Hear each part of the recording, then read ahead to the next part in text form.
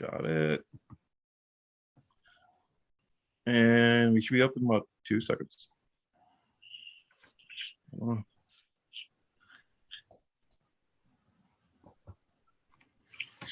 Okay, we're live. This is the MG and Professor show. Mary Lee's on assignment somewhere. I think she's working actually. So I brought in my 2 friends from the Mike, aptly titled Vin and Mike show, Vincent and Michael. Hello. Yeah. Thanks for having us. They got totally original names for their show. Like That's how we it. do.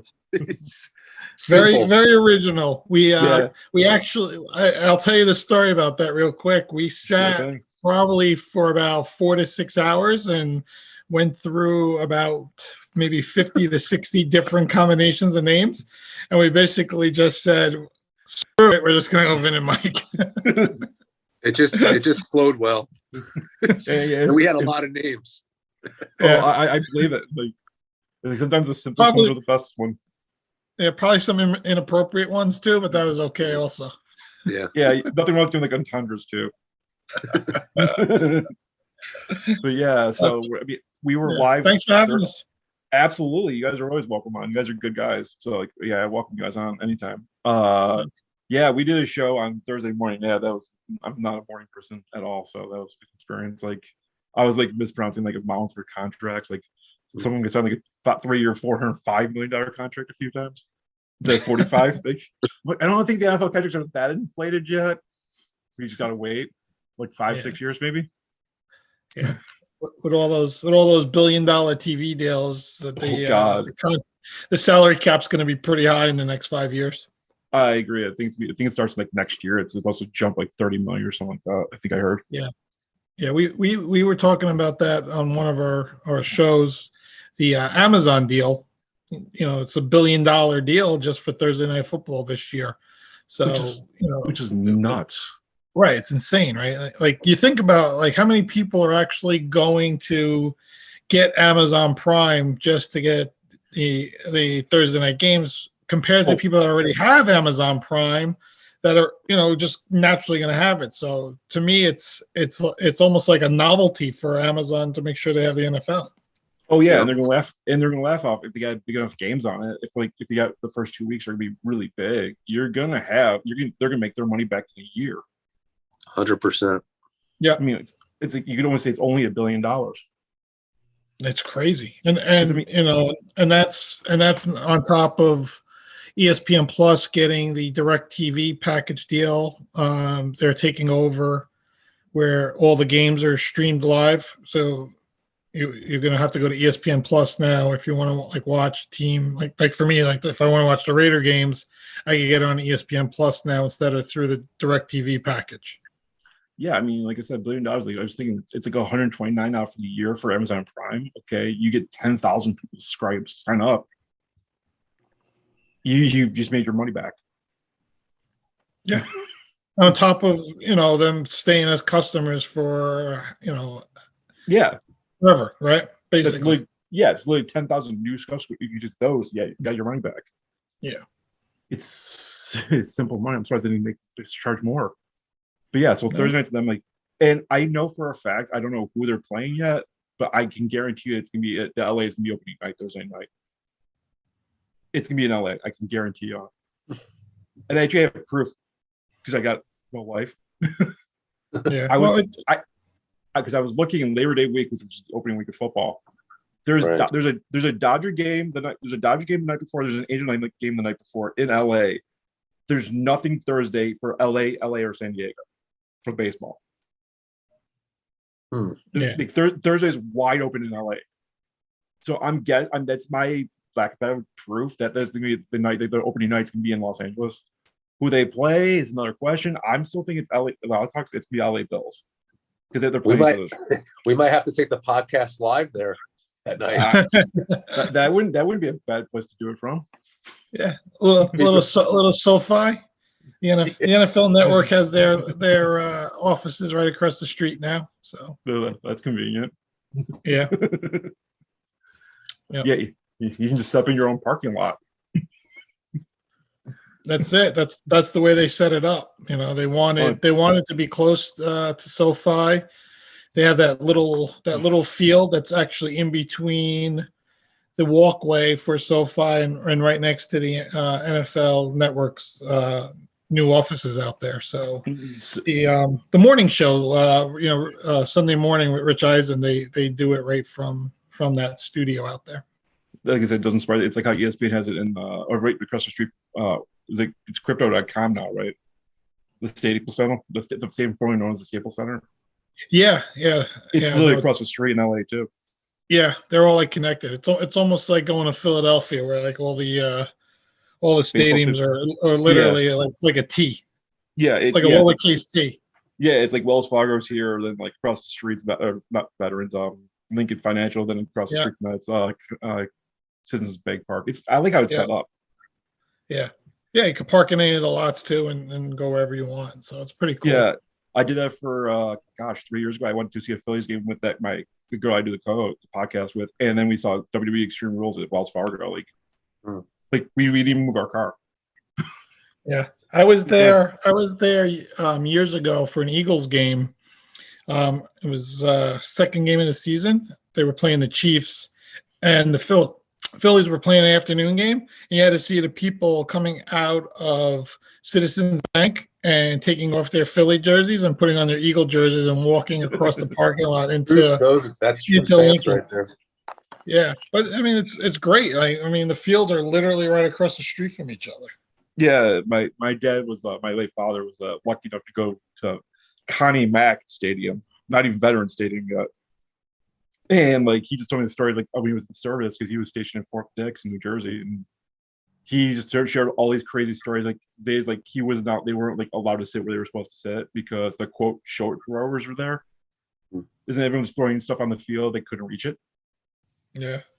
So it was like stuff like that was crazy stories. Like he saw like Roberto Clemente play back in the 70s. Like this is like late 60s, early 70s.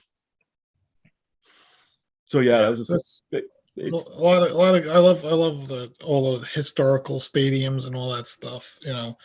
We don't have a lot of that anymore with the big monies. New stadiums get built pretty quick.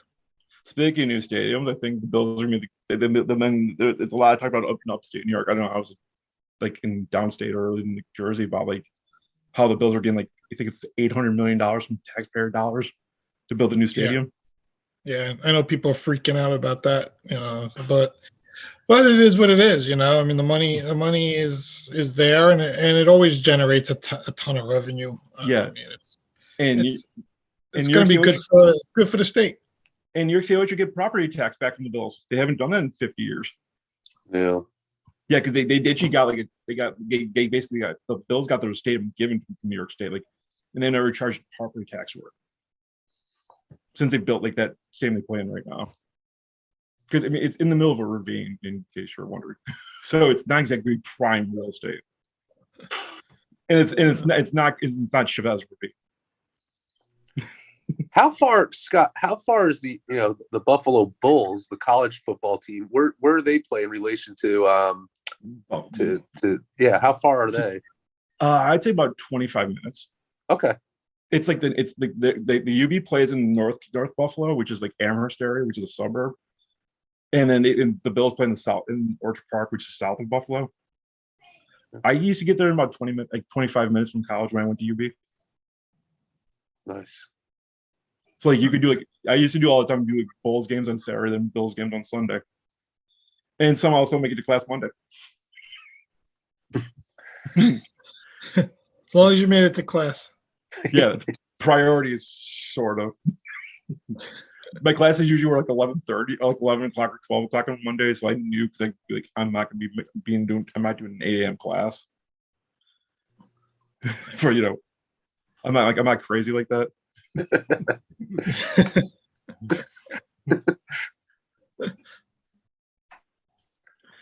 So yeah, the NFL offseason. That's when we talked was like right after the day after the Super Bowl, if I remember correctly. Craziest offseason I've ever seen. Hands down.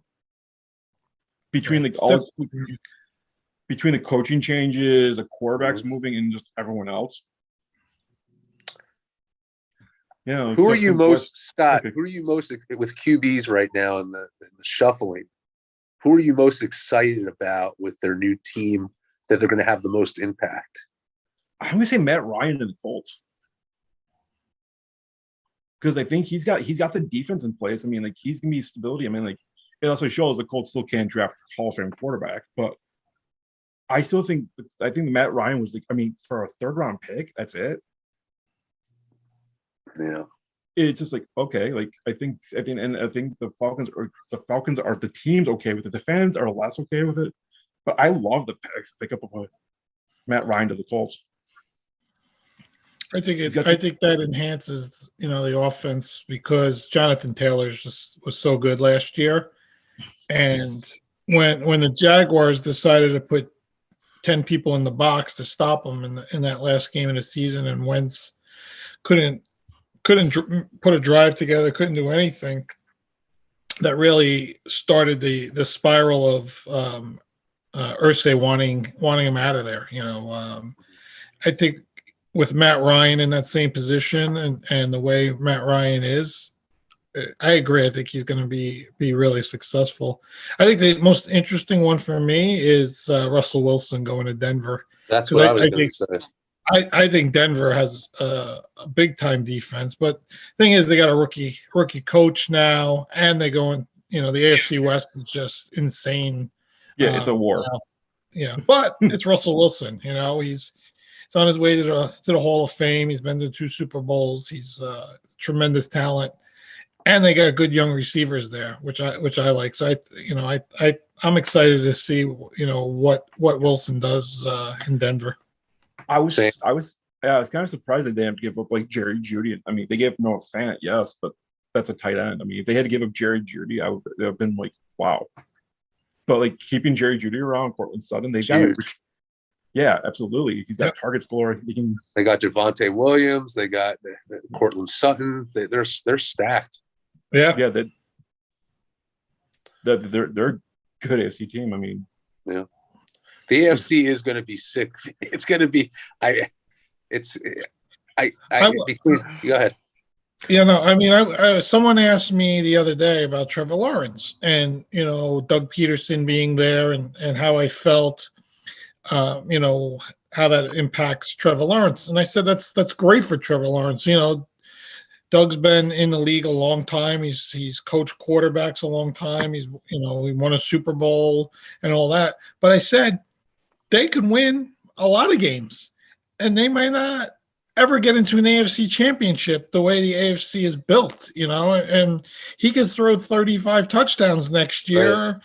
And they might win 9 games because they might still be the 3rd best team even in their division. I mean, the AFC is just insane right now when it comes to every team and the way quarterbacks are and everything. It's just nuts. So I think you're right, Mike. When you really look at the AFC and the openness of it, it's crazy right now.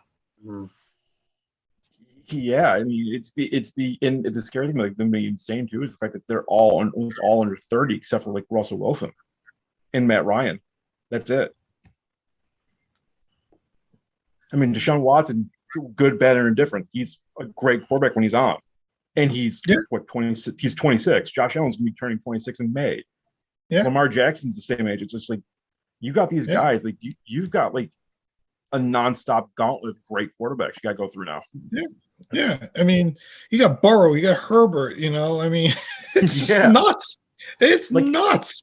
Like I was telling Mike, as you know, Scott's a huge Jets fan, and Zach Wilson's in the same position maybe Trevor Lawrence is in. He can have a huge second year, and the team might not even make the playoffs. Might as well, compete. I mean, it's just crazy. Well, think about now with I was so disappointed that Tyreek Hill went to Miami because we got to play him twice. And then with your Bills, forget about it, right? And then New England's going to be tough as well. So you look at these AFC games, like in the division, the Jets can play really well, but it's just such tough competition this year. It's going to be really hard for them to get into the playoffs. They look so much better on paper this year. Oh, gosh, yeah. That. I mean, I don't at all. But with this competition, it's going to be really difficult. like I mean, in the AFC West. I mean, I keep harping on it, but like I hate to downplay Vinny's Raiders, but Derek Carr might be the fourth best quarterback in the division, Absolutely. and he's a Absolutely. phenomenal quarterback. Yeah. Yeah. I mean, Mike makes a good point, with Miami, Tua is young too, right? I Yeah, mean, two is another so, one. you know, it's I mean, just the AFC yeah, East, the AFC West, the AFC North, they all have good young quarterbacks or potentially, young quarterbacks that, can they take it to the next step? But a lot of these guys are fully established, like you said, Josh has been to AFC championship games. Mahomes has been to Super Bowls and 4 straight AFC championships. We still don't know what Herbert's going to be, but he looks like he's going to be the guy. We know what Burrow did last year. So the AFC's amazing right now. And I think if you're a young quarterback in the NFC, you probably have a shot of making a little noise. The only problem is it's so top heavy, and those veteran guys are so good that where it's top heavy. You got Brady, Rogers, and Stafford, and then you like fill in the blanks, but you never know. That could be a place where somebody, maybe makes a little noise. Maybe Jameis Winston finally makes a little noise or something. I don't know, but yeah, the AFC is there's just too many guys. There's too many guys in my opinion. I think, and guys that are gonna have big years are not gonna make the playoffs. Yeah. absolutely. And then there are quarterbacks that don't have a home yet, like Baker Mayfield, and the 18.8 million contract's not making it easy. But does he find a home? What do you think? I don't know. I think he may just sit as backup quarterback. I mean, I don't think teams are gonna be like, because I mean, the good news, for Baker is that this is a really down year for quarterbacks in the draft. I mean, there's good talent. Like there's like the top 3 are good, but they're not like day one franchise quarterbacks where it's like he's gonna be a star day one, like someone like Trevor Lawrence, Andrew Luck, Peyton Manning, for example. But yeah, they're more developmental. Like Malik Willis is gonna be. I think he's gonna be a very good quarterback, but he may have to sit a year or two. Right. So I think some team might be desperate and eventually try to get Baker out of Cleveland. But like you said, the cap is huge and it's fully guaranteed. Yeah. Like I was thinking at first maybe the Seahawks might be interested in him, but again, with the contract and what's going on, I just don't think it's going to happen. I think they're just going to rebuild and not do that right now. Yeah. And get maybe someone, like I said, like a Malik Willis if he's there. I think they got their Denver's first round pick. They may just say, okay, we'll draft him. We'll just sit him for a year or two, and maybe sign another a cheaper veteran right before camp so you can learn from him. Yeah, like even a team like the Steelers that brought in Trubisky, I would think they would draft someone like Willis potentially, or even Kenny Pickett, right? And yeah, like you said, they sit a year and then they take over next year. And I think that's the problem with Baker, is that there's not a lot of openings at all. He hasn't, there's teams that are very suspect with his injuries and some of his leadership and his ego and all this other thing. Yeah, I mean, it's all question marks. And like Mike says, it's an $18 million hit on your cap this year, which at this point, a lot of teams, don't want to deal with that. We'll see. I think maybe the NFL draft will maybe sort that out somehow, seeing how teams go, and maybe you can move some guys around. Or he just, like you said, Scott, he just sits behind Watson, which I just don't think it's a good situation. But I don't think Cleveland just wants to go and release him at the same time, because that $18 million then hits them as dead money. So I think there's a lot to it, but I don't know. I still don't know what other options there are for him. Maybe an injury in preseason, But at that point, is Cleveland still retaining him that long? I mean, there's a lot to it. So I don't know. There's a lot of moving parts right now. And you still got Jimmy G, right? Like Jimmy G. Yeah, Jimmy G's still in San Fran. and San Francisco has no problems if they can't trade him to start him again. They basically Yeah. said they're not releasing him. They said he's too good of a quarterback to just release. I mean, he got him to the NFC title game last year. Yeah, he was in the Super Bowl a few years back. So yeah, I mean, when he's healthy, he's phenomenal. Yeah, and that team is built. That team is built for that kind of quarterback, right? You don't need an Aaron Rodgers kind of quarterback there. It would be nice, of course, but they have enough of those pieces where Garoppolo, who can manage things as a quality NFL leader, is good for them. And they've got a damn good defense. Like we talk about Denver's defense, and San Fran gets like no credit. I mean, like Fred Warner, who's one of the best middle linebackers in football, and he gets like zero credit unless you live in the East Bay. Yeah, like he's I know. Stuff like that. And just teams like this year just seemed like, okay, we're just gonna and then it seems this was always like a baseball year with free agency for the NFL. I felt like not the money wise, just like how like the richer got richer. Yeah, I mean, and there was unprecedented trades too, right? Yes. I mean, like Mike said, the Tyreek Hill trade to Miami was like came out of nowhere. Sick over that. He could have been a Jet. Yeah, so I think well, supposedly the Jets made a better offer. It was like to Kansas City, but Hill did not want to negotiate with the Jets. So the Jets did all the right things. It's just that he wanted to go to Miami. Yeah. Well, I mean, half the year of the year you don't pay sales tax. Half the year, I mean, you're in Miami. I mean, not to downplay like New York City, but yeah, it's not Miami where it's weather. I mean, God, like let's see, December in the Northeast compared to December in the South. That alone. I think that state tax has a lot to play with it. Oh, absolutely it does. I mean, especially if you're getting $30 million a year to be a receiver. Yeah, I'll take half my games. Come on, you don't want to play at the Meadowlands? You don't want to play at Giants? You don't want to play at Giants Stadium? I love smells nice.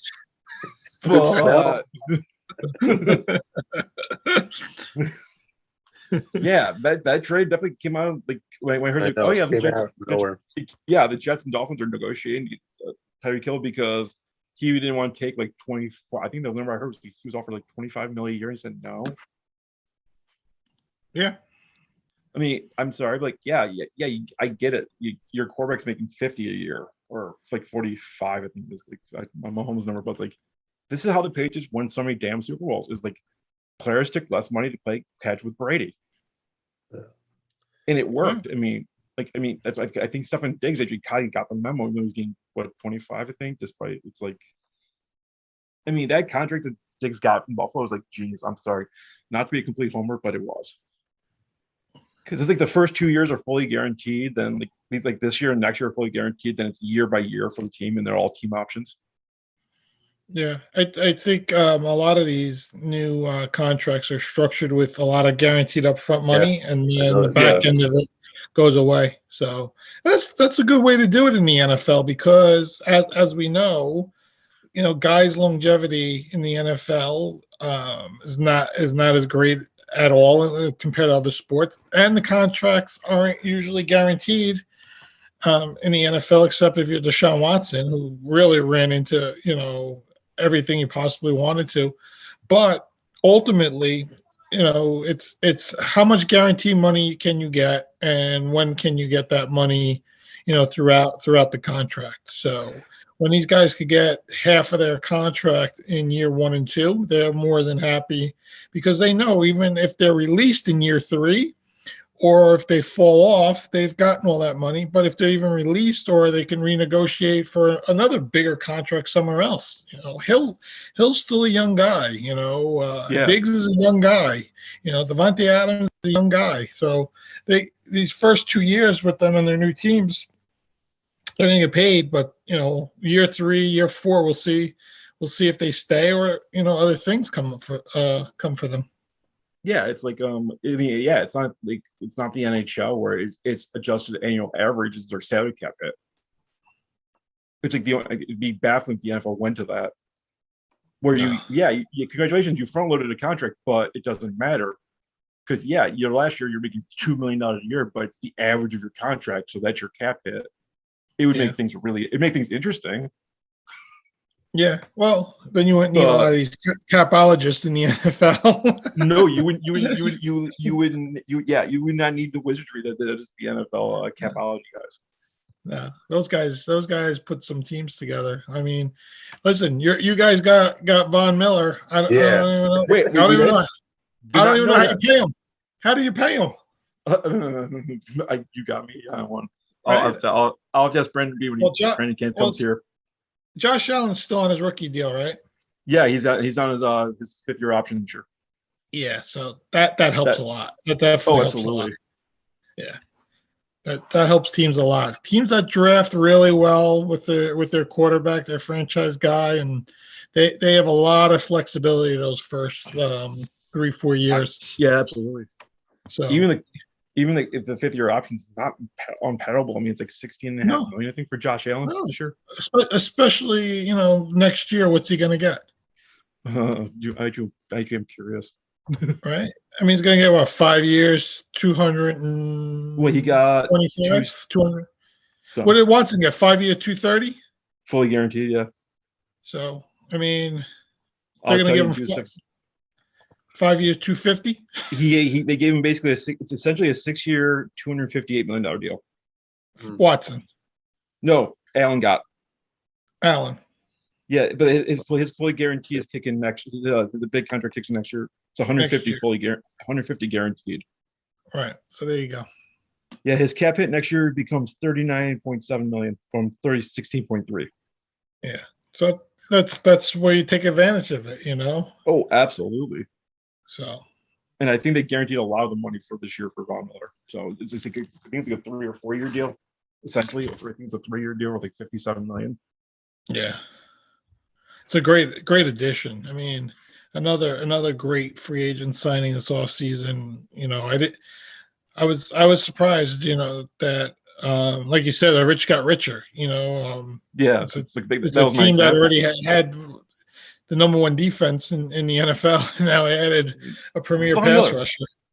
Yeah, and he's gonna play like the Leo position, which is like an outside rushing linebacker, or he's gonna play for his hands, or he's gonna probably do both. Yeah. From what you're hearing. Scott, I was going to make a joke. If Jamison Crowder has the best year of his life with you guys, we can't talk anymore. I'll be sick to my stomach. I mean, gosh, it was like that deal and like the Isaiah McKenzie deal, like for the Bills. Like, I see all these like middle of the pack receivers getting like Zay Jones getting $8 million a year, fully like up to 10 from the Jacksonville Jaguars. While the Bills are getting like Isaiah McKenzie for like 2 a year, who's like their speed guy. And then you mentioned Jamison Crowder gets up to 4. I mean, like you said, I could understand why you want to talk to me if he just goes off. I mean, like, he's like a great receiver. Like, I was watching. He's a great receiver. Yeah, he was just receiver. He's a great receiver that no one knows about. Yep, very underrated. And apparently the Bills tried to get him before your Jets signed him like 4 years ago. What are Vinny, you probably know this, or Scott, what are the Bills right now to win the division? What's their odds? It's probably I know they're the favorite for the Super Bowl. Like, so it's got to be like minus for the division. No, that's what the AFC. I can't tell you the division, but I know for the Super Bowl they're like the favorite right now. Yeah, it's not surprising. I mean, no, Super Bowl or bust this year. Pretty much. I mean, still be the greatest part of it. If the Jets game's early enough, you should come up, Mike. Be a very quiet, subdued crowd just for you. Don't worry. I should.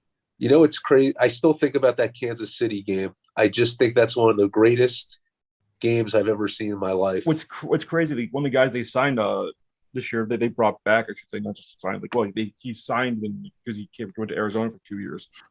Jordan Phillips, who I had the pleasure of meeting, one of the largest humans I've ever met, by the way. He actually showed up to the Bills Chiefs game, like as a member of the Arizona Cardinals, and he was in full Bills gear.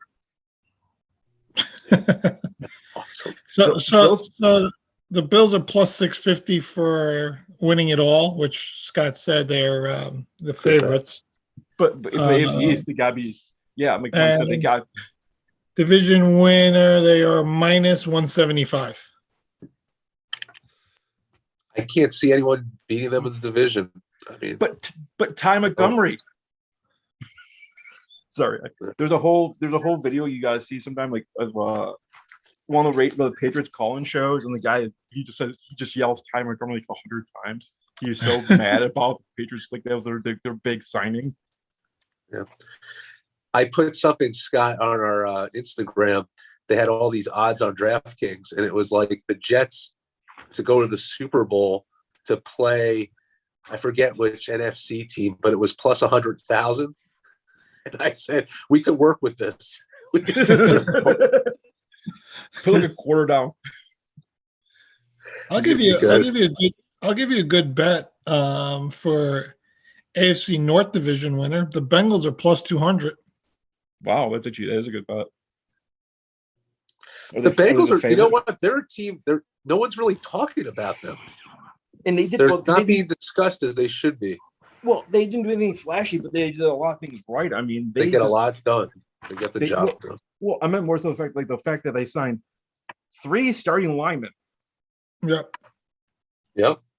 And and don't be surprised if they pick 30 when they take the best tackle there, just for shiggles.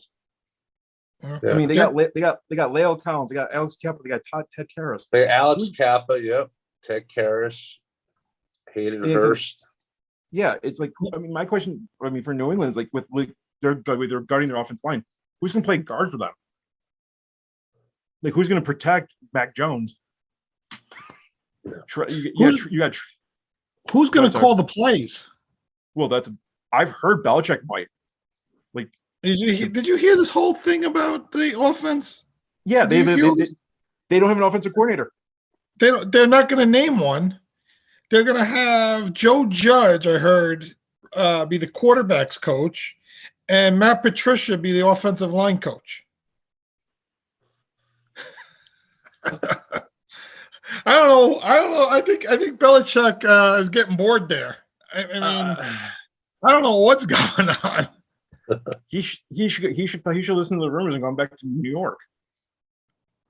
I don't know what the deal is, but he said he doesn't believe in titles. Meanwhile, he's had an offensive coordinator. I mean, his whole time he's been there. I mean, I know on the defensive side of the ball they do different things. Well, he's also got a son, right? And he's has Jared Mayo, who's actually the guy running the defense, as most people know. But he always had McDaniels. He always had Bill O'Brien. He always had, somebody that was a legit offensive guy running the offense. I don't know. Joe Judge is your quarterback coach. He couldn't get Daniel Jones right. He's going to go up to New England and coach Mac Jones. Yeah. He was a special teams coach. And like I said, they even I don't even know what they do. Like, I mean, I'm not trying to bash the Patriots because I'm a Bills fan. No, I mean, again, it's Bill Belichick, right? So it's always like you give him the benefit of the doubt, but this is like starting to get a little weird and insane for me.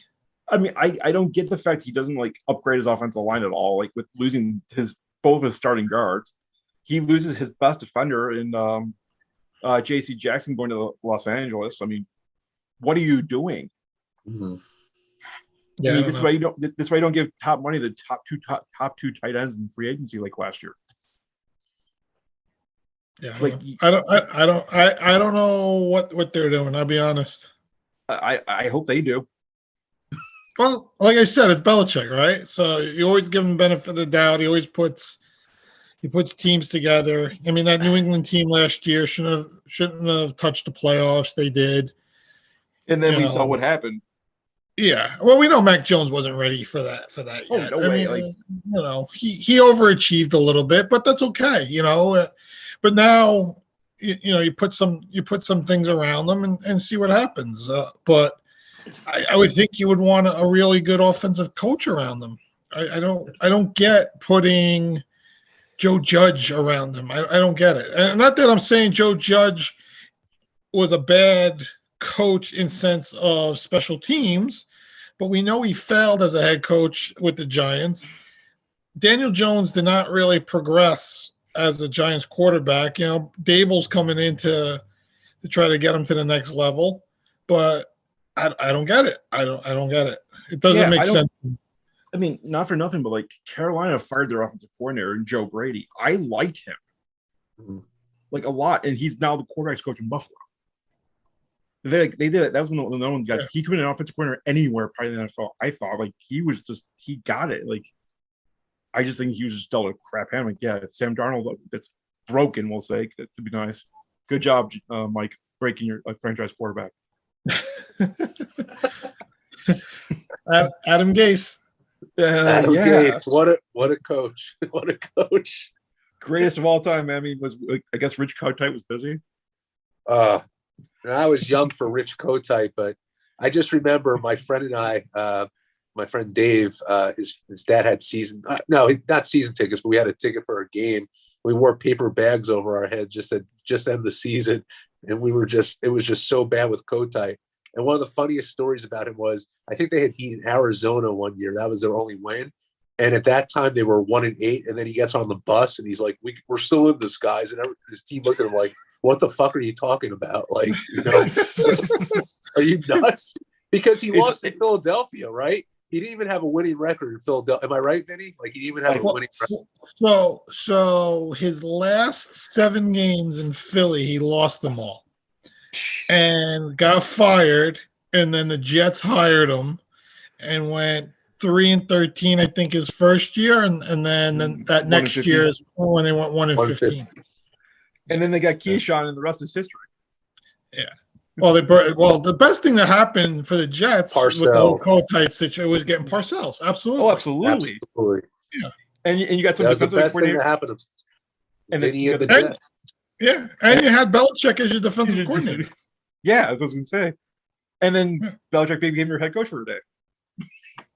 One day. for more than like 25 minutes. Yeah. Hey, here's some other Jets history. Lou Holtz, he was 1 year as a coach, but he quit like before the last game of the season. He couldn't take it.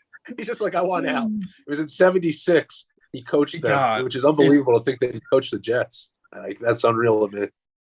Well, speaking of Lou Holtz, I think Namath was still on the team, actually. He may have been. I mean, if it wasn't like last year.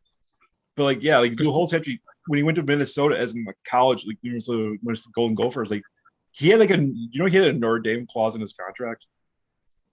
Like if he got to become the head coach of Notre Dame, he got like his full contract guaranteed from Minnesota. And then like a year later, he got the call from Notre Dame. I think he must have known. Yeah. That he was in line for the Notre Dame job. So like, yeah. I know certain college coaches have like out clauses in their contracts for certain teams. Wow, so, that's crazy. Yeah. So like, let's say you're coaching BYU, but you really want to coach Ohio State one day.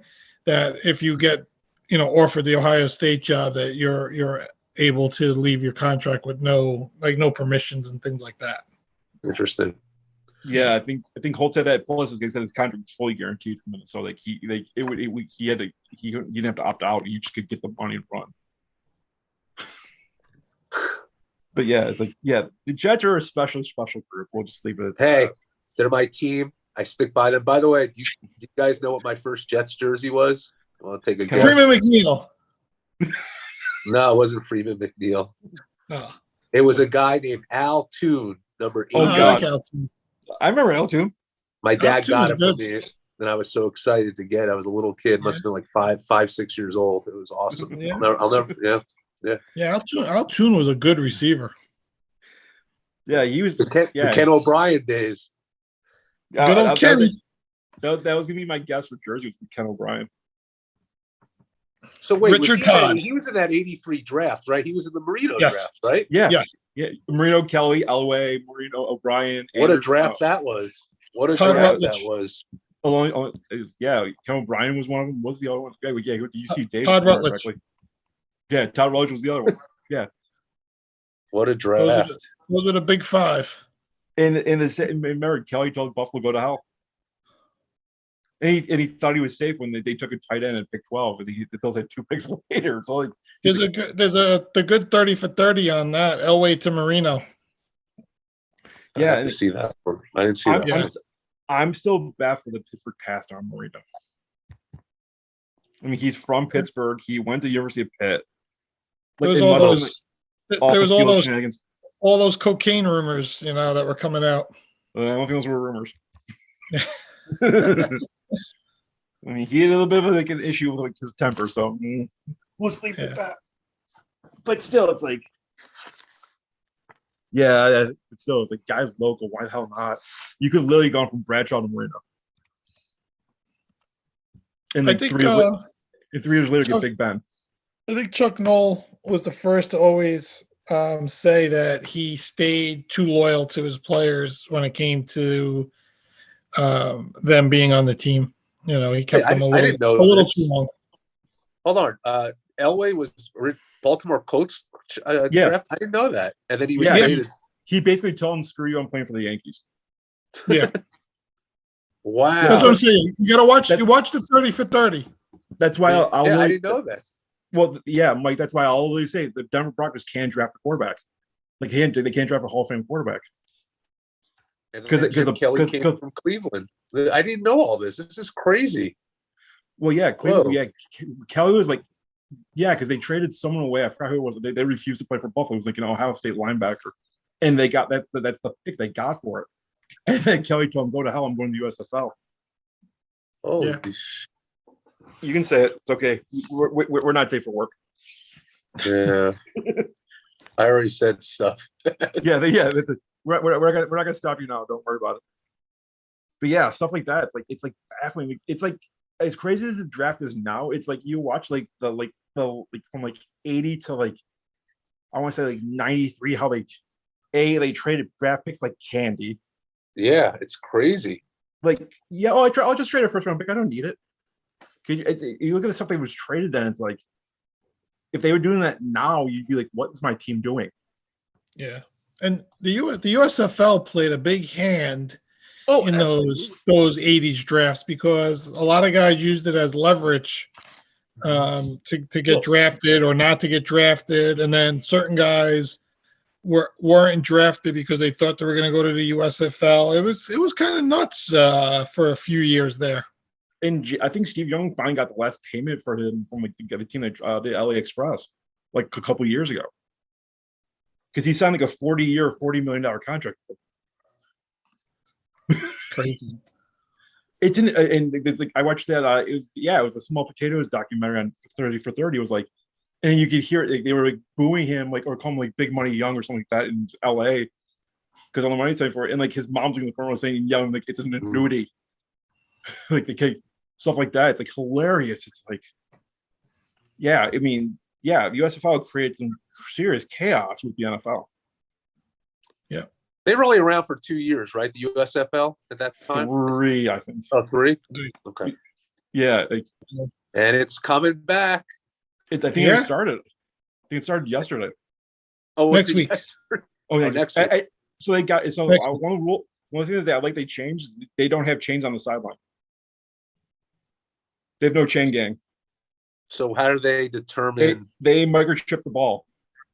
Oh, that's pretty cool.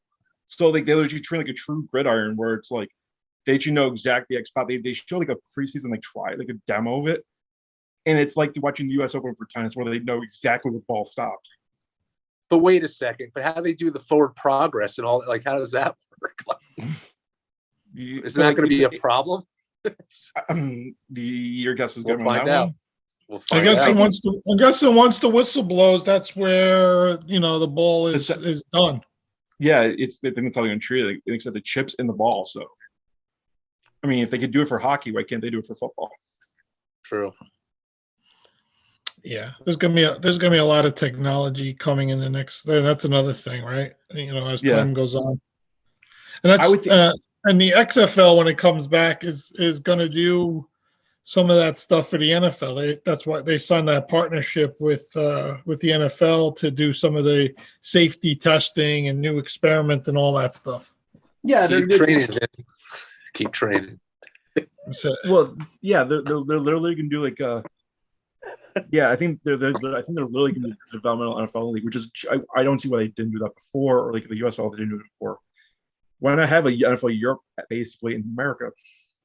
well, I think it would be nice to see like a triple A kind of Yeah, setup, similar to baseball, where certain teams, if you need a player, you go to XFL, USFL, or whatever, and you have the rights to that guy, and that's it.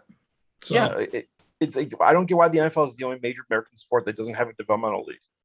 yeah, well, maybe this is the pathway. I There's can a lot hope. of there's a lot of guys that still want to play, professional football. And there's some quality guys that have come out of those spring leagues over the years that have gone on and played in the NFL. So there's potential there. It also opens up a pathway for these guys that now they're getting paid in college that maybe they're college isn't for them, and you have a way for them to play football, make money, and Yeah, go forward in their career. So those are the other things I always think about, is that some of these guys go to college, and college isn't for them, and we know they're there on scholarships, but they're not even really going to class and all this stuff. So instead of the universities going in that direction, maybe there's other ways for these guys to enhance themselves. So we'll see. I mean, there's just so much money for the colleges on top of it anyway, so they don't want to give up the rights to a lot of this stuff. But at the same time, we'll see how it pans out. I don't see any major changes, but the NCAA now, with guys being able to basically take their name and make money off of it, has really opened up the reason you'll see a lot of guys in the transfer system. oh, absolutely. I mean, yeah, I think it's a very good thing for the player, because the stuff that just happened, the horror stories you hear about players like being dead broke and they're just begging for money or worse. Like this, it's like I don't get the thing. I don't get. My friend I talked about, he's like a brain, like he's like one of the smartest people I know. So like he went out of school on an academic scholarship, and we had talking about it's like, so if we both went to UB, you went on an academic scholarship, I went on a football scholarship. Why can you work and I can't? What's the difference between an athletic scholarship and an academic scholarship? Stuff like that. Yeah. Just little things, like instead of guys like getting money from their coaches, which is illegal, by the way. Here's $50 for food. Really? That's illegal. It's like a violation of NCAA rules. The kids starving, or you get a big star on a small campus, like the stuff that happened with Jimmer Fredette, for example. He couldn't go to class because he was like mugged by fans like where he went to pay for privacy. Yeah, it's definitely it's a good thing that these guys are getting paid. They're adults, right? You're 18 years old. You're classified as an adult. It's your name, it's your likeness, it's all this stuff. You should be especially with all the social media now. Like, of course, Yeah. 100%. Their names all over the place and advertised. Yeah, I wear this shirt. I'm getting paid right now. See? If Dwayne Johnson wants to pay me for wearing his like Project Rock stuff, I'll take some of that money. I'm saying, right? It's those little things, like for those guys that they can do. They're entitled to it. And some people, I mean, some kids come from money, and they give up their like NIL money, which is great. Like one of the prospects this year, Tyler Linderbaum, the center for Iowa, gave all his NIL money to the Children's Hospital of Iowa. Right. It was like $40,000 he gave. He was just like, "Here, I don't need it. I'm gonna be a," and he was like, "1 year, and I'm gonna be a first round draft because he's going to be one. He's probably gonna be a top 15 pick." Yeah, but I'm just saying it's good for a guy that's maybe won't ever get drafted, right? Oh, absolutely. And he's a popular player. Let's just say at Buffalo, right? He's a popular guy there. He's not Khalil Mack, but he's a popular guy. and the people in the area really like him and everything, and he could do local advertising for, it doesn't even matter, right? And Right. make a few dollars because, like Mike said, his social media or or anything. Go ahead. You know who's doing that now? Prime example, the St. Peter's guy, Eddard. Right. Listen, so he's doing like a Buffalo Wild Wings thing, as he should. I mean, Right. he's on the prime stage. Why shouldn't he get paid for that? Absolutely. He deserves it. He deserves it. All of them deserve it. Right. So. And they're probably not going to get drafted. They're not going to touch the NBA, but they're going to make a few dollars and then that's it. Absolutely. Yeah. Well, Masters went final. Scotty Scheffler double bogey, I think 18, and went down to 10 under, and he still won. So it's Scotty Scheffler won the 2020 Masters. He won by what, 3? Yeah. There you go. Scotty Scheff. I'll tell you, man. Good picks by Anthony. I hit hit Scheffler and Morikawa, which was a surprise. He finished 5th. Perfect. Nice. Very good. That's very good day. Very good day in the betting world of the Masters for the Vin and Mike podcast there. Yes. If people, I'm going to post, be like, I hope you listen to our podcast. You would have won a lot of money. And if you, I don't know the exact episode Scott is on, but if you do go to our podcast and search, you'll see Scott's name on there, and you can listen to that show, which was a lot of fun and a really good show when we did it. Yeah, that was fun. I like being with you guys. I think you guys are great company, for lack of better words. Especially we're just sitting here and talking sports and just breaking into the ball, which is great, which is perfect. Listen, dude, I could sit here for 6 hours and do this. And, the draft's pretty soon my son will be knocking on the door and going, "What's going on in there? Get out!"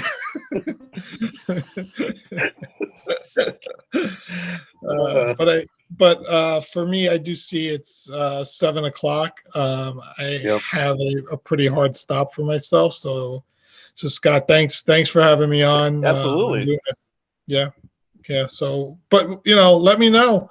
We'll definitely do this again. It was a lot of fun, and I know you for a long time. So anytime you want to come on and let us know ahead of time, we can always bring you on, just to, even if I don't invite you and you just want to do something on as you know, we do Monday nights. I know you usually work, but if you want to pop we'll on, make it work. Oh yeah, always welcome. Yeah, we're gonna start doing the panel interviews too, Scott. So anytime you want to come on and chime in, we'd love to have you. Awesome. Yeah, definitely want to talk a lot of Buffalo Bills as we get closer to the season. Are they a good team? I'm confused. Oh, okay. All right, Mr. Von Miller. They played the Jets. I already have two Von Miller Buffalo Bills T-shirts in case you care. There you go. Both like Miller Time and all that. Like one's in like the Miller Time logo and everything. So yeah, the one thing I love. I don't know if other teams do it. I'm curious, like how many like secondhand stores in like Buffalo have like their own like designs and all that. Like I'll have to show you guys sometime. I'll send in a link. You have to tell me like Jet stuff or Raider stuff. It's pretty cool actually. Yeah, we'll definitely do football. Absolutely, can't wait. Yeah, it's gonna be a really fun season for us because we started the podcast towards the end of football, the beginning of calendar year 2022. So for us going into the full season and starting from the draft all the way up, it's gonna be a lot of fun for us. So it's gonna be good. So we're excited for that. Absolutely. So, all right, guys. Thanks for having me, Scott. I'll talk to you soon. Sounds good, Vin. Take care of yourself. Have a great rest of your Sunday. You too. Bye. Bye, Vin. Yeah, that was Vince Lombardi. Everyone, yes, not that Vince Lombardi. Like I said, we always troll him because of his name. Yeah, and he's probably still lingering around, which I'm okay with. Yeah, he's great. He's fantastic, and so I mean, again, we it's just that we always talk sports on the phone, always. And we just said one day we're having dinner out in the city, and we're just like, we said we should just turn this into a podcast. And he said he did it about 10 years ago. And I said, let's just, you know what? We could talk about it, but let's just put it into production. And we did. It's been so much fun. Yeah, I think it's a good, healthy outlet, for like a better words.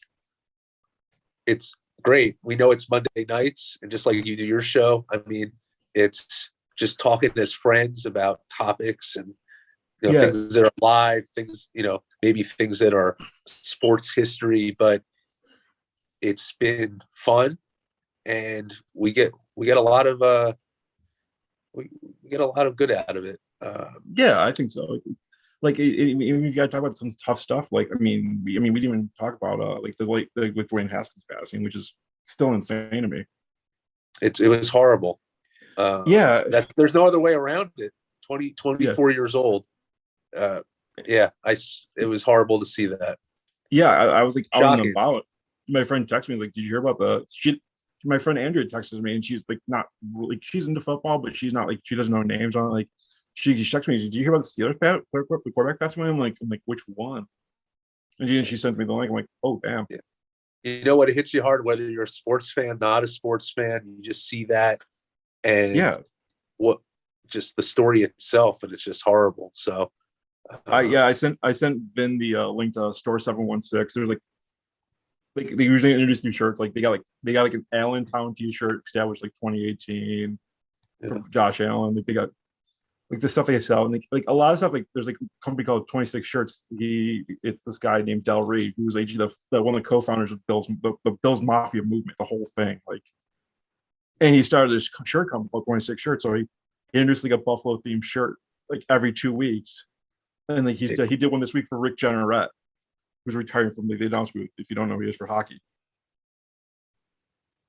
And like he just and they go to the proceeds go to like portion of the shirt sales go to like a local charity, like a charity, like a person's kids that got like terminal cancer, and it's going to help them out for the bills. Wow, that's amazing. Yeah. See, it's stuff like that. You just say life is precious, and you got to live every day to the fullest. And it's just crazy when you read stuff like that. But then you see what people do for charities like that and helping others, which people should. You know how I equate it, honestly, just to get serious for a second. Sure. When I have a beer or something, or, I buy something, I'm like, that 10, 15, $20, like I could save on that and give to something good, someone that really needs it. If you just think like that, you know what, you do something for someone else. That's what it's all about. Pay it forward, like they say. Yeah, there's one on here, like it's called, like, there's a shirt that says like nowhere to hide, and it's for Micah Hyde, and it's got like, it says like nowhere, then the number 2, then HYD, then the E's a 3 for like, and it's got the silhouette of the interception in the playoff game. And let's see, I'm gonna read what the charity. Yeah. And it goes to like this kid named Dylan Smith, who is was diagnosed with like earring sarcoma, like, and it helps pay his bills. Yeah, come on. It's like, yeah, that's what it's all about. Yeah, absolutely. He pays it for, like, in like everyone in Buffalo knows who Del Reed is. like the whole team knows, the owners know. Yeah. Right. And I think it helps being a smaller town like that, like where you get stuff like that. I mean, right. I'm not trying to play like the Jet, but it's like stuff like the Bills players know the fans, and the fans know the players. I don't think that happens in other towns. You guys are like I consider your fan base very similar to like a Packers fan base. Yeah, where it's like, because it's very close knit. It's very small town, close knit, and all football. I really think the Buffalo we have has hockey that. too. I know. I don't trust me. I know the Sabres are bad. I'll be the first to admit, like they're god awful. But yeah, it's like even when the Bills were bad, they're like Bills players and fans are like this. Like I said like 5 years ago when the Bills were like in the doldrums, like, what if this team gets good? What's gonna happen? You know who I was thinking about with them was that guy. He used to do Meet the Press. He was a huge fan. Tim Russert. Tim Russert, yeah. And how his son said, he's looking down in heaven right now, just knowing. Oh, he's got me smiling. So happy because just watching him, I watched that 30 for 30, and that team meant so much to him. And I still say to this day that we had this conversation when you were on the podcast about they made it to 4 Super Bowls. We see how hard it is even to make 1 Super Bowl. And although they lost, to me, that's a great franchise. And it should never go undisputed that they were great in what they did to make it. And now seeing what they're doing now, this, the resurgence, the resurgence of this team and where they are and what Josh Allen has done as a quarterback is so exciting for your franchise. And the next 5 years is just super exciting. So we'll see. Yeah, it's actually I thought 4 Falls of Buffalo, but it was, I forgot what ESPN, they used to have an ESPN show. They did like polls and stuff like that. Like, what was the greatest dynasty team of all time or something like that. It was something like that. And this is how I got into sports writing. And one of the guys that used to run Rant Sports, like the NFL part of it, tweeted out to them, like, you know, they mentioned the 70s Steelers, the 80s 49ers, the 90s Cowboys. And he tweets out, and mind you, this is from a guy that's a Falcons fan. Goes, what about the 1990 Bills? He simply put, they went to 4 straight Super Bowls. How are they not considered at all on this list? Like, how aren't they? I mean, you have to. So what are they? By the way, question for you on history. So obviously from 90 to 94, they were. What did they do in 89? Like, okay. This is hilariously coincidental. Okay, I swear this is the truth. 1988. We'll go back one more year. They went to the AFC title game and lost to the Denver Broncos. 1989, they lost in the AFC divisional round to the Browns. And in the next 4 years, they went to the Super Bowl. Well, 2 years ago, we lost to the Chiefs AFC title game. Last year, we lost in the divisional round to Kansas City again. Can history repeat itself? Crazy. If it happens, deja vu. It's like if that happens, I might be making plans to go to the desert for the Super Bowl. Whatever, I think 57. Listen, I hope you get. I see how diehard you are. It's like me as a Jets fan. Like I hope they go win a Super Bowl in my lifetime. I do. I've watched this team through and through, and there's been a lot of bad, and there's been some good. Even though people, I'll say this. I tease them because I get it's an easy target. I admit it. But there's been some good. Those Parcells years. We're on the first year. The first couple, Rex Ryan. They made the playoffs and they beat the Patriots. I mean, people forget about game away. Yeah, they made 2 straight AFC title games. They weren't. That defense was freaking amazing. And I think the dumbest thing that they did to ruin that guy's confidence, Sanchez, was bringing Tim Tebow for no reason. You really ruined a cut. It made no sense. No disrespect to Tim Tebow. I don't disrespect players. I'm not like that. But it made no sense from it just ruffled feathers, and it didn't do anything for Mark Sanchez's confidence. And then his game went just downhill. The team went downhill.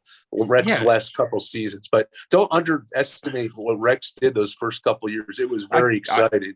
Oh, absolutely. I mean, I had season tickets for those 2 years, and I remember the Jets. I apologize for that. The Jets just annihilated us. I mean, granted, we weren't a good team, but yeah, you're right. The Jets were. Those 2 defenses were, oh God, I want to say top 20 all time. They were just that. Like Rex's defense was like everywhere. Like he had everyone in place. I mean, he didn't have to worry about. It was really fun to watch, and I'll never forget where I was. I was in Hoboken at a bar called the 3 A's, and like I was going nuts. It was like one of the best days. And then I'm like, can this be possible?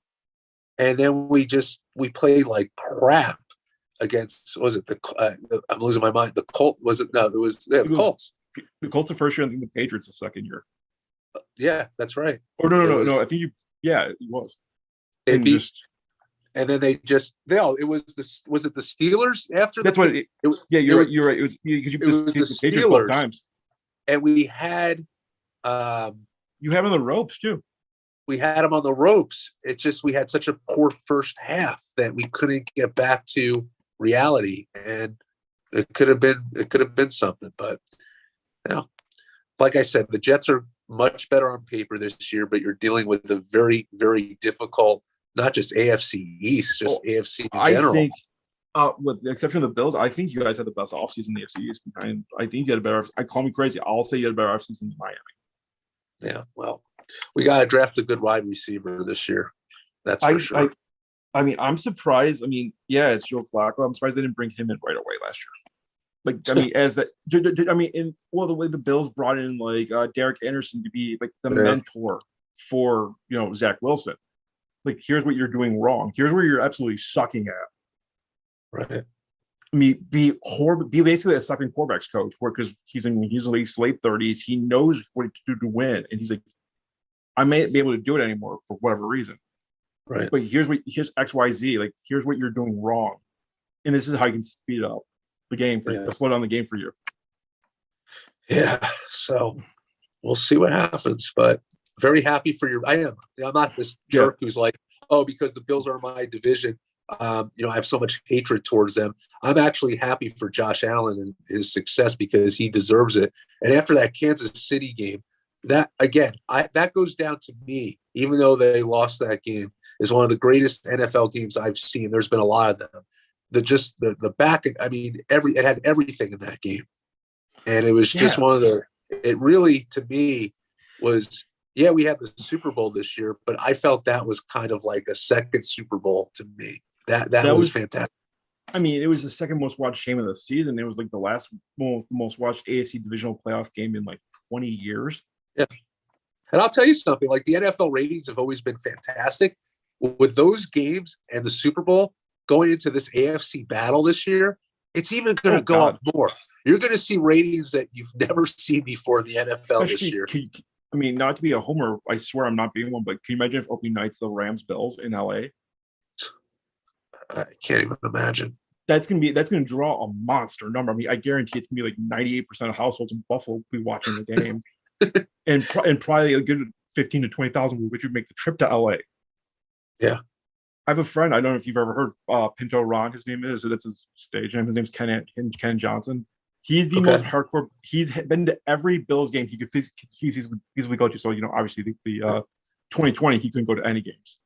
Yeah, but he's been to every Bills home or away game since 1994. Wow. Every, like, the London game, like all the West Coast games, like lucky for us, 1 year I went to a Buffalo Tampa game in Tampa Bay in 2013. Lucky for him, like the games were back to back, like Buffalo Jackson. He's like an IT guy, so he worked on his laptop. He stayed in Orlando, so he's like, okay, I can just stay in Florida for 2 weeks.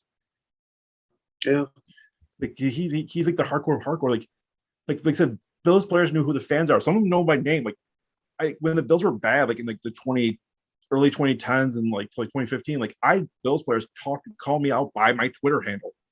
Wow. Like they're like at like Bills training camp. And I brought my friend and his son, like training camp, even when he was like little, he was like 5. Like, how do they know you? That's pretty wild. That's wow.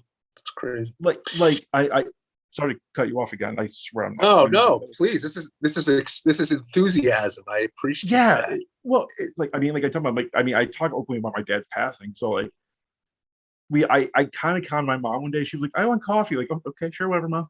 We'll get coffee. Like, she wanted to go to Starbucks down the street. Like, I'm like, Mom, no, we're gonna go to Amherst, like which is like an hour drive from. I'm in Rochester, in case you're wondering where I am in New York. So I'm like cool. An hour away from. I didn't know. I'm an hour from Buffalo. Okay. I'm like, no, we're gonna go to Amherst, which is like where UB is. Right. We're gonna go to Spot Coffee because I knew why I was going there. I didn't tell my mom until like halfway we were there. I'm like, by the way, Lorenzo Alexander is signing autographs. Like one of the linebackers for the Bills, like.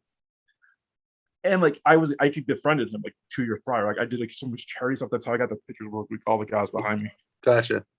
So like this is like probably 3-4 weeks after my dad passes away, suddenly, unexpectedly. And so we go like, and it's like it's towards the end, so he's just dying down. There's like not really anyone asking for autographs. And like, what's up, Zoe? Like being like buddy with him, just cool as hell to do with an NFL player, Like, hey Scott, how you doing? And I'm like, this is my mom. And he gives her a hug and says, I'm sorry for your loss of your husband. Like, because I felt like crap afterwards. Obviously, I mean, but like I told him like, hey, my dad passed away. And then like a week later, I was like just like really in a crap mood, and I was missing my dad. And I get something, and my mom yells up like, hey, you got something in the mail.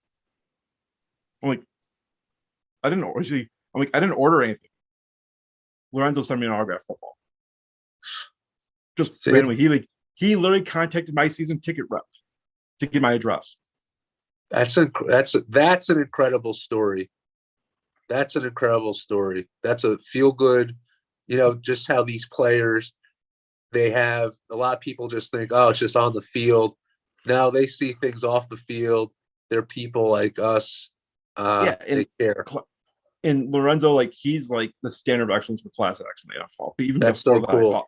even before that happened, I was like this high on him, like above my head. And then that just took it to a next level. Oh, and you know what? absolutely. That's something that you'll never forget, ever. No, yeah, I my son next time I just gave him a big hug, said thank you. It's like I said, it's hilarious to see like when players like call you up by name, like hey Scott, or like the professor. Like when I was like in like the early teens, like I'm like, and like yeah, it's like especially when it's like players that they haven't played there in a while. Like 2 years ago at the draft party, like Arthur Motes was there. He's the one that gave him the handle, the Professor ST. And he's like, he hardly ever swears. He's like, holy shit, I haven't seen you in like 5 years. Yeah. When we going through my friends are going for like autographs. So he's like, oh, what? Wait. Yeah. Well, that's why I'm saying to you that the Bills fans, they're very well connected. There's so much enthusiasm because that's your. It's the town. It's the town. By the way, I had a question for you, real quick. Total side question about Buffalo. So I was told, because I haven't been, there's 2 places you go to get wings there, right? Arbel and Duff's. So what makes it so special? And which one do you recommend? Because I love wings. So I'm gonna have to go with you I have to experience absolutely. And I'll be glad to take Mike. I really would. Bar-Bill is my go-to place. I mean, they don't take reservations, they don't take credit cards. It's this little bar, and it's always packed. It's just I don't know what it is. It's just something different. It's like sacrilegious anywhere else. It really is. I don't know if it's the size, the taste, or what. It's the sauce. Is it just regular like buffalo wings, or you get any? Yeah. There's literally no difference anywhere else in the world. It just tastes better in Buffalo for some reason. I don't know if it's the water or what. Jeez. Because I trust me, like that's my thing. Yeah, it's like an experience. Like I have friends that bring like turkey fryers and they fry like a whole vat of wings per game in the parking lot. Like the tailgates there, the tailgates must be incredible there. It's an experience. It's honestly got the best way. I've seen the craziest stuff ever. Not just the idiots going through tables. I don't even consider that tailgate for my mind. But like actual tailgate food, you name it, you can get it at a Bill's tailgate. Like that guy I mentioned, Pinto Ron Thanksgiving, we'll cook a full turkey dinner on top of a hood of Pinto. So awesome. Like a turkey, mashed potatoes, vegetables. I love it. Stuff like that. Like, I remember I forgot what parking lot I was in, but it was during hunting season. A guy killed a deer that morning, put it on a spit, and started rotisserie cooking a deer. You don't see stuff like that. No. No. I'm like, well, I go, well, that's an only Buffalo thing. Yeah, that's an only Buffalo thing. Well, yeah, you mentioned Green Bay is a great example. It's like you go like when you drive up to the stadium from the way you're supposed to go to the stadium. It's like you see a stoplight, a 7-Eleven, then bam, there's a stadium. Yeah, it's like and like I said, I park at a church. I don't park in a stadium lot because it's got it's a fully paved parking lot. It's got an indoor. Right. That's just the little things for me. Like, and you can get in there like 5 hours. They follow the stadium rules, which is 5 hours before. Like some of these lots, they like Lee Evans. I don't know if you remember him, the Bills receiver. His family comes up for one game a year. Like they RV up and everything. His dad's idea of tailgating for a Sunday afternoon game at 1 is start Saturday. How do I get into that family? Yeah, like his mom made. I think it was the Bills Broncos game. The year they made the playoffs at the end of the drought. Yeah, his mom made 500 Jello shots. Oh my goodness! And she's so adorable. She's like, "Oh, you're a big guy. Here's 5." It's like 92 degrees out. Yeah. And I'm like, you're trying to kill me. And they weren't vodka based. They were lime Jello with tequila. Forget it. I like 3. I'm like, I'm good. I'm working. I'm like, I bought coconut water. I'm like, coconut water. I need to sober up. One time I went to an Eagles game with my buddy, and him and his dad had season tickets, and his dad was like giving us shots of Gentleman's Jack, Oh and boy. my friend, he goes, the best line at the end of the game or like the day, he goes, I'm like, yeah, you got that pretzel all over yourself. He goes, I ate a pretzel. Yeah, it's like, yeah, He had it's- he had no idea what the hell was going on. None. So best memories. Isn't it Yeah. crazy that old stadium, that Eagles, they actually had a court in there? That's how bad it got. Like people would go Oh yeah, to the Bills have one too. Oh, I didn't realize that. It's the Bills. The Oakland Raiders had one as well. It's like Bills, Raiders, and the Eagles. And yeah, the Bills used to be so bad. They had we affectionately call it Bills jail because it's underneath the stadium. They take you there. They have a judge and everything for public intox and everything. Where they play, that's the original stadium, right? That right? No, War Memorial Stadium is the original stadium, and it's downtown. It's like in the worst section of Buffalo. To be honest with you, Wait, my so dad when used did they move? 73. Oh, so that was okay. Yeah, And that was a terrible place. The old place. my dad used to pay a guy $20 in the 70s to like to watch his car. Is that where OJ was? OJ on Yes. that team? Yeah, OJ was on the beginning towards the end. He started there in '69, so he was there for 4 years. Yeah, crazy. Anyway, Mr. Scott, I'm going to run. Yeah, feel better. Like really, I want you back on my show soon. Like I do want love. you for the draft. I want to say this: people who are watching this great show, this guy passionate about the Bills. I always appreciate that stories. Passionate about the NFL. I just love it. Like I love the history. Like the strategy. I love that stuff. And Vinny and I will be back for sure. You'll be back on our show for sure. So I would love to be back on. So we look forward to it. yep. Take care, Mike. Have a great rest of your night. All And right, feel better. Scott. Great seeing you. I appreciate it. Take care. Okay. Bye. Bye. Okay, that was our show. Like we didn't touch much NFL free agency. I think we just talked like ball breaking galore. And Mike's back and got to turn his Hold on. camera off. I'm trying to get off here. Hold on. Hold on. That's why we can't have nice things, Mike. Take care. There we go. That was Mike from Vin and Mike show. Like both those guys were great guys. Like I said, I know we hardly talked about NFL free agency, but it was just a good time to catch up and just break each other's balls. I don't know when we're on next. The latest will be the NFL draft on Thursday, April 28th, so 18 days from today. But if you have anything else you want to talk about, come on and we'll talk.